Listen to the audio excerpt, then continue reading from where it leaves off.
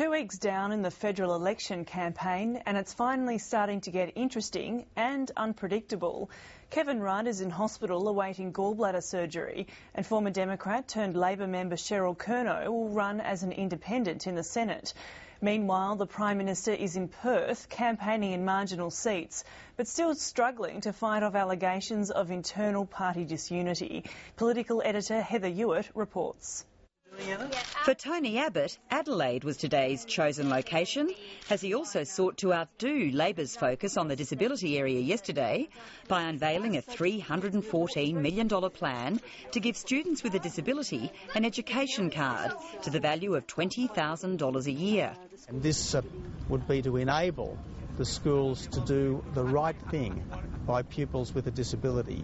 For Julia Gillard, today's focus was on what Labor considers a big campaign plus, the government's high-speed national broadband network. She toured a company in Perth involved in the rollout. As Prime Minister, I will build the national broadband network. Mr Abbott will not. Julia Gillard and her Communications Minister released a series of maps showing 93% of Australian homes, schools and businesses would have access to the fibre network.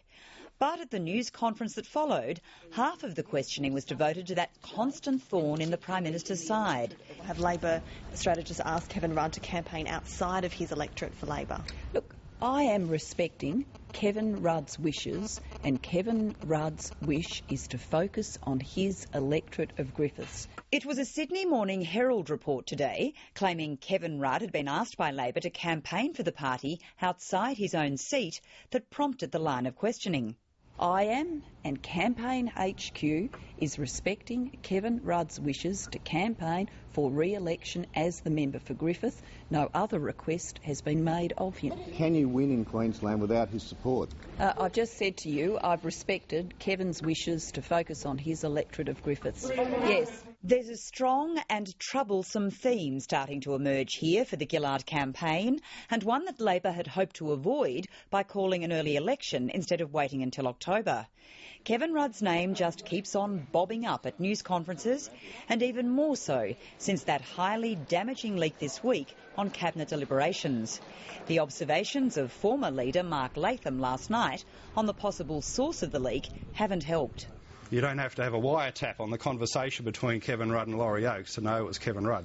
It too is one of the laws of nature, that Kevin is the serial leaker. This is what he does. I am not going to be diverted by political chatter, politicians and former politicians talking about politicians. So I challenge Kevin Rudd to be a man, to be honest, to have some honour, and actually, if he feels this strongly about it, put his name to his words.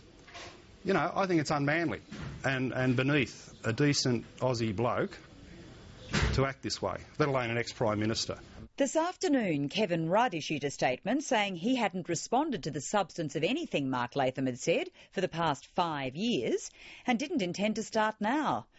To add to the increasingly unpredictable atmosphere of this campaign, former Democrats leader turned failed ALP marginal seat holder Cheryl Kernot declared she'd be running as an independent Senate candidate in New South Wales. I know it seems unusual, but I despair at the way politics in this campaign is being conducted.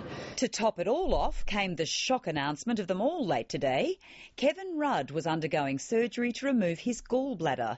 A spokesperson said he expected to resume work next week, campaigning in his own electorate, elsewhere in Queensland and the rest of the country as appropriate.